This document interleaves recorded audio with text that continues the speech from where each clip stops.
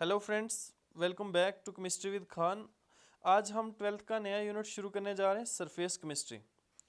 बहुत ही आसान सा यूनिट है। तो चलिए पहले देखते हैं हम कि सरफेस केमिस्ट्री किसको कहते हैं। तो सरफेस केमिस्ट्री क्या होता है? एक ऐसी ब्रांच है केमिस्ट्री की जहाँ पे हम अलग अलग सरफेसिस के बारे में पढ़ते हैं और ये देखते हैं कि कौन कौन से फेनामेना, कौन कौन से प्रोसेसेस जो हैं वो सरफेसिस पे होते हैं। अलग अलग सरफेसिस पे, वो मेटल की हो, रबर की हो, प्लास्टिक की हो, जो भी अलग अलग डिफरेंट टाइप की सरफेसिस के बारे में हम पढ़ने जा रहे हैं और उनके ऊपर क्या क्या फेनामेना होंगे। या फिर हम बोल सकते हैं इंटरफेसिस के बीच। इंटरफेस किसको बोलते हैं? दो चीज़ों के बीच की जो कॉमन बाउंड्री होती है, दो चीज़ों की, जैसे ये दो सबस्टांस हैं, ये और ये दो सबस्टांस हैं। इन दोनों के बीच में जो ये कॉमन बाउंड्री, ऐसे अगर ये जुड़े हुए हैं ऐसे, तो जो कॉमन बाउंड्री ये शेयर कर रहे हैं उसको हम क्या बोलते हैं? इंटरफेस। तो सरफेस केमिस्ट्री में हम ये पढ़ने वाले हैं कि अलग अलग सब्सटेंस के सरफेसिस पे क्या क्या फेनामेना होते हैं। तो सबसे पहले हम ये देख रहे हैं कि एड्जॉर्प्शन क्या है। एड्जॉर्प्शन के बारे में पढ़ने जा रहे हैं। तो एब्जॉर्प्शन और एडजॉर्प्शन दोनों चीज़ों में फ़र्क है, ठीक है। इससे पहले आपने एब्जॉर्प्शन के बारे में पढ़ा होगा। एब्जॉर्प्शन जो है वो एक बल्क फेनामेना होता है। वहाँ पे चीज़ें जो हैं वो एक सब्सटेंस के अंदर उसके बल्क में पेनिट्रेट करती हैं। लेकिन एडजॉर्प्शन एडजॉर्प्शन जो है ये एक सरफेस का फेनामेना है। सरफेस के ऊपर, किसी सब्सटेंस की सरफेस के ऊपर ये प्रोसेस होता है। तो एडजॉर्प्शन किसको कहते हैं? एक ऐसा फेनामेना कि जिसकी मदद से क्या करता है कोई सब्सटेंस अपनी सरफेस के ऊपर। जैसे ये कोई सब्सटेंस है तो ये अपनी सरफेस के ऊपर अलग अलग मालिक्यूल्स को अट्रैक्ट करता है। जैसे ये इधर कुछ मालिक्यूल हैं इसके पड़ोस में, तो ये इन मालिक्यूल्स को क्या करता है? अट्रैक्ट करता है और अपनी सरफेस के ऊपर आके इनको बिठा लेता है, ठीक है। अपनी सरफेस के ऊपर बिठा लेता है और इनको रिटेन कर लेता है। तो हमारे पास क्या हो जाता है एज ए रिजल्ट के जो कंसंट्रेशन है, ये जो मालिक्यूल, जो बाहर मालिक्यूल थे, इनकी कंसंट्रेशन इस पार्टिकुलर सब्सटेंस की सरफेस पे ज़्यादा हो जाती है as compared to the bulk. अगर इसकी कंसंट्रेशन बल्क में ज़्यादा हो जाए तो उसको हम क्या बोलते हैं? एब्जॉर्प्शन। वहाँ पे क्या उस फेनोमेना को क्या कहा जाता है? एब्जॉर्प्शन। लेकिन अगर सरफेस के ऊपर कंसंट्रेशन ज़्यादा हो जाती है, जैसे इधर यहाँ पे मैंने अभी आपको दिखाया कि सरफेस पे कंसंट्रेशन बढ़ रही है सिर्फ, तो उसको हम क्या बोलते हैं? इस प्रोसेस को एड्जॉर्प्शन। एड्जॉर्प्शन जो है ना, ये एक सरफेस फेनोमेना है, स्ट्रिक्टली सरफेस के बारे में। और यहाँ पे कंसंट्रेशन जो होती है एड्जॉर्बेट की बढ़ती रहती है एड्जॉर्बेंट की सरफेस पे। यहाँ पे कंसंट्रेशन जो है एड्जॉर्बेट की इंक्रीज होती है, किसकी सरफेस पे? एड्जॉर्बेंट की। तो अब ये एड्जॉर्बेट और एड्जॉर्बेंट क्या है? एड्जॉर्बेट किसको बोलते हैं? वो सबस्टांस जो दूसरे सबस्टांस की सरफेस के ऊपर एड्जॉर्ब होता है, जो दूसरे सब्सटेंस की सरफेस के ऊपर अटैच होता है। और एड्जॉर्बेंट वो सब्सटेंस होता है जिसकी सरफेस के ऊपर ये प्रोसेस होता है, जिसकी सरफेस के ऊपर कोई सबस्टांस आके बैठ जाता है। आप इसको ऐसे देखेंगे, जैसे ये हमारे पास कोई सबस्टांस है, ठीक है, ये कोई सबस्टांस है, तो इसकी सरफेस के ऊपर कोई दूसरा सबस्टांस आके बैठ रहा है ऐसे, ठीक है, इसकी सरफेस पे आके चिपक रहा है। तो ये जो सबस्टांस ऊपर आके बैठ रहा है इसको हम क्या बोलते हैं? एड्जॉर्बेट। और जो अंदर जिसकी सरफेस के ऊपर ये प्रोसेस हो रहा है उसको क्या बोलेंगे? एड्जॉर्बेंट। जिसकी सरफेस के ऊपर आके चिपक रहे हैं उसको क्या बोलते हैं? एड्जॉर्बेंट। और जो आके ऊपर अटैच हो रहा है, चिपक रहा है, उसको हम क्या बोलते हैं? एड्जॉर्बेट। तो ये आप इसको अच्छे से समझ लेंगे, अपने माइंड में बिठा लेंगे। तो एड्जॉर्प्शन जो है क्यों होता है, किस तरह से होता है, क्या वजह है, तो पहले हम इसके बारे में थोड़ा सा जान लेते हैं। देखो, एड्जॉर्प्शन जो है मैंने आपको बताया कि एक सरफेस का फेनोमेना है। सरफेस के ऊपर जो है चीज़ें आके एड्जॉर्ब होती हैं। तो ऐसा क्यों होता है? देखो, अगर हम किसी पार्टिकुलर सबस्टांस की बात करते हैं, जैसे ये हमारे पास कोई पार्टिकुलर पार्टिकुलर सबस्टांस है, तो इसके अंदर ऐसे मॉलिक्यूल कॉन्स्टिट्यूएंट पार्टिकल हैं। अब क्या होगा अगर हम कोई बीच में से इस पूरे, यहाँ पे लाखों करोड़ों ऐसे इतने से सब्सटेंस के अंदर जो है पार्टिकल्स होंगे, तो कोई एक बीच में पार्टिकल अगर सेलेक्ट करते हैं, तो ये जो बीच में पार्टिकल है इसके इसको हर तरफ से इक्वल अट्रैक्टिव फोर्स जो है मिलेगी, मतलब हर इसके आगे पीछे ऊपर left side right side up side down side सभी जगह पे मॉलिक्यूल प्रेजेंट है। तो नेट अट्रैक्टिव फोर्स इसको क्या होगी, जीरो, मतलब ये हर तरफ से इसको इक्वल फोर्स जो है, इक्वल फोर्स से ये मॉलिक्यूल्स को अट्रैक्ट करेगा। तो लेकिन इसके कंपैरिजन में अगर हम कोई ऐसा मॉलिक्यूल सेलेक्ट करते हैं जो सरफेस पे है, जैसे सपोज हम यहाँ पे एक मॉलिक्यूल था इस सब्सटेंस का, इसकी बात करते हैं जो सरफेस पे है, तो इसको बॉटम से तो अट्रैक्टिव फोर्स मिल रही है, इस तरफ से भी फोर्स ऑफ अट्रैक्शन मिल रही है, इस तरफ से भी मिल रही है, साइड से भी, लेकिन ऊपर वाली साइड से कोई भी अट्रैक्टिव फोर्स नहीं मिल रही। तो एज ए रिजल्ट ये मॉलिक्यूल जो सरफेस पे है ये क्या करेगा, ऊपर एक अट्रैक्टिव फोर्स जनरेट करेगा अपनी सरफेस के ऊपर, इनवर्ड पुल जिसको बोलेंगे हम। तो जो इसके पड़ोस में मॉलिक्यूल होंगे ये उनको अपनी तरफ खींचेगा, जो इसके पड़ोस में कोई गैस है कोई लिक्विड है तो ये क्या करेगा, अपना अट्रैक्टिव फोर्स उसके ऊपर अप्लाई करेगा तो उनको अपनी तरफ खींचेगा। तो इसी प्रोसेस को हम क्या बोलते हैं, एडजॉर्प्शन। जैसे ये फिगर में आपको दिख रहा होगा, ये हमारे पास कोई सॉलिड है, ठीक है, तो इसकी सरफेस के ऊपर आके गैस के पार्टिकल एडजॉर्ब हो रहे हैं, ठीक है। तो यहाँ ऊपर इसी के ऊपर आप देखेंगे इस वाले में, यहाँ अंदर वाला जो मॉलिक्यूल है, अगर हम इसके बल्क में से कोई मॉलिक्यूल सेलेक्ट करते हैं किसी सब्सटेंस में, तो इसको हर तरफ से इक्वल अट्रैक्टिव फोर्स मिल रही है, आपको दिख रहे होंगे एरोस सभी साइड से। तो ये क्या रिफ्लेक्ट कर रहा है कि हर तरफ से इसको इक्वल अट्रैक्टिव फोर्स है। लेकिन ये जो टॉप वाला मॉलिक्यूल है जो ऊपर सरफेस के ऊपर है, तो ये इसको बॉटम से दूसरे मॉलिक्यूल खींच रहे हैं साइड से, लेकिन टॉप पे कोई भी मॉलिक्यूल नहीं है जो इसकी फोर्स को बैलेंस कर सके, ठीक है। तो एज द रिजल्ट क्या करता है, ये एक इनवर्ड पुल जो इसके आगे पड़ोस में, इसके आगे नियर अबाउट जो भी मॉलिक्यूल होंगे तो ये इनको अपनी तरफ खींचेगा। तो इस तरह से जो है एडजॉर्प्शन होती है, ठीक है। फिर इसमें आप एक ये देख लेंगे डिसऑर्प्शन। डिसऑर्प्शन एक टर्म है। डिसऑर्प्शन हम किसको बोलते हैं कि जो एडजॉर्प्शन का प्रोसेस है अगर वो रिवर्स हो जाए, एडजॉर्प्शन के प्रोसेस को रिवर्स कर ले, मतलब ऐसे कोई सब्सटेंस था इसकी सरफेस पे एडजॉर्बेंट की सरफेस पे एडजॉर्बेंट बैठा था, तो हम कुछ ऐसा करें कि ये जो एडजॉर्बेंट है ये इसकी सरफेस को छोड़ के चला जाए, तो इस प्रोसेस को क्या बोलेंगे, डिसऑर्प्शन, ठीक है। फिर इसी तरह से हमारे पास सॉर्प्शन है। तो सॉर्प्शन किसको बोलते हैं, जब हमारे पास एडजॉर्प्शन और एब्जॉर्प्शन दोनों चीज़ें बराबर हों, एडजॉर्प्शन भी हो और एब्जॉर्प्शन भी हो। जैसे आप यहाँ पे मैं आपको बताता हूँ, ये हमारे पास कोई सबस्टांस है, तो ये इसके पड़ोस में इधर कोई मालिक्यूल, तो ये मालिक्यूल क्या करते हैं, कुछ आके इसके अंदर चले जाते हैं, पेनिट्रेट हो जाते हैं, इसके बल्क में चले जाते हैं, और कुछ सरफेस पे बैठ जाते हैं। मतलब एज ए रिजल्ट यहाँ पे क्या हुआ, एब्जॉर्प्शन भी हुई, अंदर भी मालिक्यूल गए और सरफेस पे भी बैठ गए।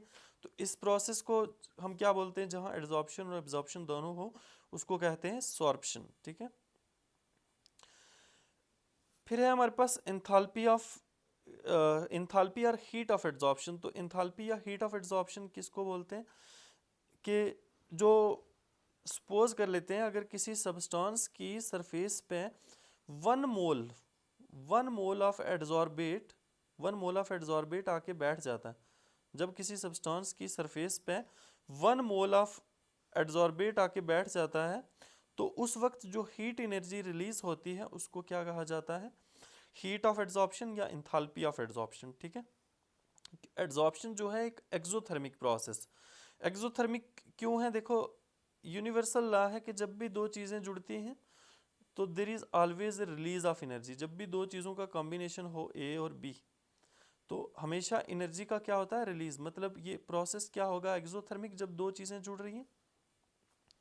एड्जॉर्प्शन हमारे पास दो तरह की होती हैं, एक फिजिकल एड्जॉर्प्शन और दूसरा केमिकल एड्जॉर्प्शन, ठीक है। तो फिजिकल एड्जॉर्प्शन जो है इसको हम फिजिसॉर्प्शन भी बोलते हैं। तो पहले देखते हैं फिजिकल एड्जॉर्प्शन क्या है। तो फिजिकल एड्जॉर्प्शन जो है, फिजिकल एड्जॉर्प्शन तब हम फिजिकल एड्जॉर्प्शन कहते हैं कि जब एड्जॉर्बेट के जो मॉलिक्यूल हैं वो एड्जॉर्बेंट की सरफेस पे बिल्कुल वीक फोर्सेस ऑफ अट्रैक्शन से जुड़े हों। ये जो फोर्स ऑफ अट्रैक्शन जो एड्जॉर्बेट और एड्जॉर्बेंट को जोड़ती है, ये फोर्स ऑफ अट्रैक्शन क्या हो, बिल्कुल वीक फोर्स ऑफ अट्रैक्शन हो, तो वीक वंडरवाल फोर्सेस हों, तो इसको प्रोसेस को हम क्या कहते हैं, फिजिकल एड्जॉर्प्शन या फिर फिजिजॉर्प्शन, ठीक है। तो इसके करेक्टरिस्टिक्स देखेंगे, फिजिकल एड्जॉर्प्शन के करेक्टरिस्टिक्स क्या है। एक तो है it is non specific in nature. तो इसका मीनिंग क्या हुआ, नॉन स्पेसिफिक का मतलब है कि कोई भी एड्जॉर्बेट जो है, जैसे ये कोई एड्जॉर्बेट है इधर, तो इधर कोई सबस्टांस है, तो एड्जॉर्बेट किसी भी एड्जॉर्बेंट के ऊपर बैठ सकता है। ऐसा नहीं है कि वो सिर्फ मेटल पे बैठेगा, सिर्फ प्लास्टिक पे बैठेगा, फिर सिर्फ स्टोन पे बैठेगा। मतलब यहाँ पे वो किसी भी, कोई भी एड्जॉर्बेट जो है वो किसी भी एड्जॉर्बेंट के ऊपर बैठ सकता है। इसका कोई स्पेसिफिक सबस्टांस के ऊपर एड्जॉर्प्शन नहीं होती। नेक्स्ट है हमारे पास, it is reversible in nature. तो रिवर्सिबल मतलब ये जो प्रोसेस है एड्जॉर्प्शन का, फिजिकल एड्जॉर्प्शन, जहाँ पे एड्जॉर्बेट और एड्जॉर्बेंट के बीच में वीक वंडरवाल फोर्सेस होती हैं, बिल्कुल वीक फोर्सेस से अटैच होते हैं, ये प्रोसेस रिवर्स हो सकता है। रिवर्स हो जाता है कैसे? देखो, जैसे हमारे पास ये कोई एड्जॉर्बेंट है, सपोज दिस इज एड्जॉर्बेंट, और प्लस इधर कोई गैस है जो इसके ऊपर एड्जॉर्ब होगी। तो जब इन दोनों को अगर आप रिएक्ट करोगे तो ये इन दोनों के बीच में एक इक्विलिब्रियम इस्टेब्लिश होता है। गैस जो है वो सॉलिड पे बैठ जाएगी, प्लस साथ में क्या होगा, हीट इवॉल्व होगी। तो प्रोडक्ट साइड में क्या है, हीट। मैंने अभी बताया कि एड्जॉर्प्शन जो है एक्सोथर्मिक प्रोसेस है। तो आपने 11th में पढ़ा होगा लीच-इटलायर्स प्रिंसिपल। तो लीच-इटलायर प्रिंसिपल के अकॉर्डिंग क्या होता है, जैसे ही ये जो हीट जो है, हीट बढ़ेगी, तो हीट बढ़ने से क्या होगा, वापस गैस जो है ये एड्जॉर्बेंट की सरफेस को छोड़ देगी। तो अगर या दूसरी तरह से हम बात करें तो देखो, एड्जॉर्प्शन के लिए हमारे पास टेम्परेचर लो होना चाहिए और प्रेशर हाई होना चाहिए, ठीक है। प्रेशर ज़्यादा होना चाहिए और टेम्परेचर कम। तो अगर हम प्रेशर कम कर देंगे, अगर प्रेशर कम कर देते हैं, तो तब भी ये हमारे पास एड्जॉर्बेंट है प्लस गैस है, ये हमारे पास प्रोडक्ट में इधर एड्जॉर्प्शन हो गई, प्लस साथ में हीट है। तो अगर आप प्रेशर भी कम कर लेंगे तो ये जो मॉलिक्यूल जो इधर एड्जॉर्ब हुए, ये सरफेस को, एड्जॉर्बेंट की सरफेस को छोड़ के चले जाएंगे। तो इसीलिए हम ये बोलते हैं कि फिजिकल एड्जॉर्प्शन जो है ये रिवर्सिबल है, क्योंकि फोर्सेज ऑफ अट्रैक्शन एड्जॉर्बेट और एड्जॉर्बेंट के बीच में वीक फोर्सेस होती।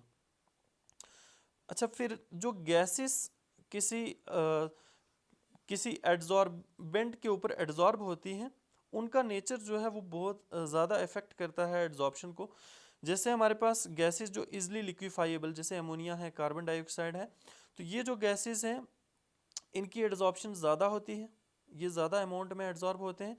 और जो गैसेस जो हैं, जैसे हाइड्रोजन है, हीलियम है, जो आसानी से लिक्विफाई नहीं होती, तो इन गैसेस का एड्जॉर्प्शन जो है वो कम होता है। जितना ज़्यादा क्रिटिकल टेम्परेचर होगा किसी गैस का, उतनी ज़्यादा एड्जॉर्प्शन होगी। क्रिटिकल टेम्परेचर भी आपने पढ़ा होगा 11th में, कि वो टेम्परेचर जिसके रीच करने के बाद गैस लिक्विफाई नहीं होती, या वो लास्ट का टेम्परेचर जहाँ पे गैस लिक्विफाई होती, उसको हम क्या बोलते हैं, क्रिटिकल टेम्परेचर। तो नेक्स्ट इसका करेक्टरिस्टिक है कि जो एड्जॉर्प्शन का एक्सटेंट है वो इंक्रीज होता है जैसे जैसे सरफेस एरिया इंक्रीज होगा। मतलब हमारे पास आप यूँ समझ सकते हैं, ये एक एड्जॉर्बेंट है, तो मैं इसको तोड़ देता हूँ, इसको छोटे पीसीस में कन्वर्ट कर लेता हूँ, तो ऐसे एड्जॉर्बेंट ऐसे बन गया ज़्यादा पीसीस में। अब सरफेस एरिया यहाँ पे ज़्यादा हो गया, इधर सरफेस एरिया कम है। तो अब अगर एड्जॉर्प्शन की बात करें, तो एड्जॉर्प्शन इधर ज़्यादा मालिक्यूल एड्जॉर्ब होंगे और इधर कम मालिक्यूल, क्योंकि इधर सरफेस एरिया कम है, इधर सरफेस एरिया ज़्यादा है। फिर उसके बाद नेक्स्ट है कि weak van der Waals forces of attraction होंगी, ये हमने अभी बात की। फिर उसके बाद low enthalpy of adsorption, low enthalpy of adsorption होगी। तो एंथैल्पी ऑफ एड्जॉर्प्शन क्या होता है कि जब 1 मोल ऑफ सब्सटेंस किसी एड्जॉर्बेंट की सरफेस के ऊपर एड्जॉर्ब होता है, उसको बोलते हैं एंथैल्पी ऑफ एड्जॉर्प्शन। तो फिजिकल एड्जॉर्प्शन में कितनी एंथैल्पी होती है, ये बात आपको याद रखनी है, 20 to 40 किलो जोल मोल इनवर्स। तो मतलब यहाँ पे ऐसा कम कम इंथैल्पी, कम हीट क्यों रिलीज होती है, क्योंकि फोर्स ऑफ अट्रैक्शन वीक है। जब फोर्स ऑफ अट्रैक्शन वीक है तो जो एनर्जी रिलीज होगी वो भी कम होगी। फिर फिजिकल एड्जॉर्प्शन के लिए लो टेम्परेचर जो है ये होना ज़रूरी है, अगर टेम्परेचर ज़्यादा होगा तो एड्जॉर्प्शन रिवर्स हो जाएगी। यहाँ कोई हमें एक्टिवेशन एनर्जी की, मतलब ये जो प्रोसेस है एड्जॉर्प्शन का शुरू करने के लिए कोई एनर्जी की ज़रूरत, कुछ एक्टिवेट करने के लिए हमें एनर्जी की ज़रूरत नहीं पड़ती। फिर एक और ज़रूरी बात जो फिजिकल एड्जॉर्प्शन की, यहाँ पे मल्टी मालिक्यूलर लेयर्स बनती। मल्टी मालिक्यूलर लेयर्स का मतलब आप यहाँ देखें, ये जैसे हमारे पास एड्जॉर्बेंट है, ठीक है, इसकी सरफेस पे जैसे एड्जॉर्प्शन होगी तो क्या होता है, पहले एक लेयर बनेगी ऐसे, एक लेयर बनने के बाद फिर इसके ऊपर दूसरी बन जाएगी, फिर इसके बाद तीसरी बन जाएगी, ऐसे एंड फोर्थ ऐसे ज़्यादा नंबर ऑफ लेयर्स में जो मॉलिक्यूल हैं वो एड्जॉर्ब हो जाते हैं in case of physical adsorption. Next हमारे पास है केमिकल एड्जॉर्प्शन या केमिसॉर्प्शन जिसको हम बोलते हैं। तो केमिकल एड्जॉर्प्शन जो है ये क्या होता है, देखो वही प्रोसेस एड्जॉर्प्शन का जो हमने देखा ना एड्जॉर्प्शन है, लेकिन यहाँ पे है और फिजिकल एड्जॉर्प्शन और केमिकल एड्जॉर्प्शन में क्या फ़र्क है। फिजिकल एड्जॉर्प्शन में फोर्सेस ऑफ अट्रैक्शन जो थी एड्जॉर्बेट और एड्जॉर्बेंट के बीच में बहुत ही वीक थी, लेकिन जब एड्जॉर्बेंट और एड्जॉर्बेट के बीच फोर्सेस ऑफ अट्रैक्शन क्या हो, स्ट्रॉन्ग मजबूत हों, स्ट्रॉन्ग फोर्सेस हों, जैसे केमिकल बॉन्ड होते हैं, तो उस प्रोसेस को हम क्या बोलते हैं, केमिकल एड्जॉर्प्शन। ये जो केमिकल एड्जॉर्प्शन है it is highly specific in nature. तो वहाँ पे हमने देखा था वो नॉन स्पेसिफिक है, बट ये जो है ये स्पेसिफिक नेचर का है। तो देखो यहाँ पे हमारे पास केमिकल बॉन्ड की फॉर्मेशन होती है। तो बॉन्ड तो कोई सब्सटेंस कोई स्पीशीज वहीं पे बना पाएगी ना जहाँ पे उसको required number of valence electron या required number of combining capacity होगी, तो तभी वो वहाँ पे बॉन्ड बना पाएगी। ठीक है, जैसे आप देखेंगे कि सपोज कर लेते हैं हम हाइड्रोजन है, तो निकल के साथ हम इसकी एड्जॉर्प्शन की अगर हम बात करते हैं, ये हमारे पास निकल का क्रिस्टल है, आप इसको ध्यान से देखना। जैसे ये हमारे पास निकल का क्रिस्टल है, ठीक है, ऐसे करके जुड़ा है एक निकल जो है ऐसे। तो अब इसकी सरफेस पे अगर हम बात करते हैं हाइड्रोजन का एड्जॉर्प्शन देखते हैं, तो हाइड्रोजन क्या है, H2। तो इसने आके इधर बॉन्ड बनाना, एक H ऐसे H2 है, तो ये इधर आके इसके साथ बॉन्ड बनाएगा। अब हाइड्रोजन की कंबाइनिंग कैपेसिटी क्या है, 1। हाइड्रोजन एक ही बॉन्ड बना सकता है, तो वो तो उसने पहले से बनाया हुआ है, ये इधर इसके साथ बनाया ना इसने पहले से। अब इधर बॉन्ड बनाने के लिए जब ये इधर बॉन्ड बनाएगा तो क्या होगा, साइमल्टेनियसली उसी वक्त में ये वाले जो बॉन्ड इधर निकल के साथ जो ये बनाएगा ये वीक हो जाएंगे, और ये वाला बॉन्ड भी जो है, सॉरी यहाँ पे वीक बॉन्ड की फॉर्मेशन होगी, और यहाँ ये वाला जो बॉन्ड पहले से ये वीक हो जाएगा। फिर उसके बाद आहिस्ता आहिस्ता क्या होगा, ये बॉन्ड टूटेगा और निकल ये हाइड्रोजन एक दूसरे को छोड़ के और इधर निकल के साथ अटैच हो जाएंगे। ठीक है, तो इसका मतलब ये जो केमिकल एड्जॉर्प्शन है सिर्फ कुछ स्पेसिफिक जगहों पे हो सकती है, ऐसा नहीं है कि किसी के साथ भी जो गैसेस हैं वो केमिकल बॉन्ड बना सकती हैं। फिर इसके बाद it is irreversible in nature. तो इरिवर्सिबल नेचर क्यों है, अभी मैंने बताया कि उनके फोर्स ऑफ अट्रैक्शन जो होती है एड्जॉर्बेंट और एड्जॉर्बेट के बीच जो फोर्स ऑफ अट्रैक्शन होती है स्ट्रॉन्ग होती है, तो ये बॉन्ड का टूटना थोड़ा मुश्किल होता है, इसीलिए इरिवर्सिबल नेचर है इसका। फिर इसके बाद जो अमाउंट ऑफ गैसेस जो इसके ऊपर एड्जॉर्ब होती हैं that is not related to the critical temperature of gas.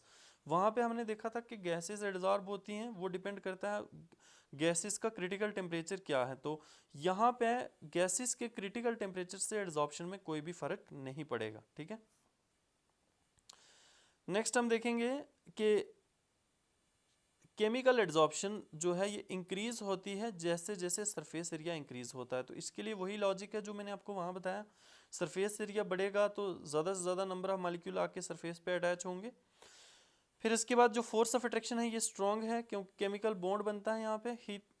Heat of adsorption जो है या इंथाल्पी ऑफ एड्जॉर्प्शन जिसको बोलते हैं, यहाँ पे हाई होती, वहाँ पे क्या थी, लो थी। तो यहाँ पे हाई कितनी है, 180 से लेके 240 किलो जोल मोल इनवर्स। वहाँ पे हमने कितनी देखी थी, 20 to 40 किलो जोल mole inverse in case of physical adsorption. फिर यहाँ पे अगर हम बात करें तो हाई टेम्परेचर इज़ फेवरेबल। यहाँ टेम्परेचर देखो मॉडरेट टेम्परेचर अगर हम बात करें तो शुरू में हमें थोड़ा टेम्परेचर चाहिए होता है इसको एक्टिवेट करने के लिए, यहाँ एक्टिवेशन एनर्जी की ज़रूरत होती है, तो वहाँ पे हमें एक्टिवेशन एनर्जी की ज़रूरत नहीं थी। यहाँ पे सिंगल लेयर बनती है, वहाँ पे मल्टी लेयर्स बनती है, मैंने आपको बताया ना। तो सिंगल लेयर क्यों, क्योंकि एक ही मॉलिक्यूल जो आएगा वो पहले बॉन्ड बना लेगा, तो उसके बाद वाले जो आएंगे वो बॉन्ड नहीं बना पाएंगे। जो पहली लेयर में जो मॉलिक्यूल आके बैठे उन्होंने तो बॉन्ड बना लिया, अब जगह नहीं बची, अब और इसके पास कंबाइनिंग कैपेसिटी नहीं है बॉन्ड बनाने के लिए, तो नई लेयर यहाँ पे नहीं बनती। ठीक है, तो मैंने आपको बताया कि यहाँ टेम्परेचर चाहिए होता है एक्टिवेट करने के लिए। तो अभी मैंने आपको एग्जांपल निकल और हाइड्रोजन की बताई थी, तो वो क्यों शुरू में, जैसे मैंने आपको बताया ना, ऐसे ये निकल का क्रिस्टल है, तो इसके सरफेस पे अगर यहाँ पे आके हाइड्रोजन को जुड़ना है, तो अब ये जो हाइड्रोजन हाइड्रोजन का बॉन्ड है इसको वीक करने के लिए तो एनर्जी चाहिए ना, तो उसी एनर्जी को, तभी ये बॉन्ड वीक होगा तो इधर इसकी फॉर्मेशन होगी।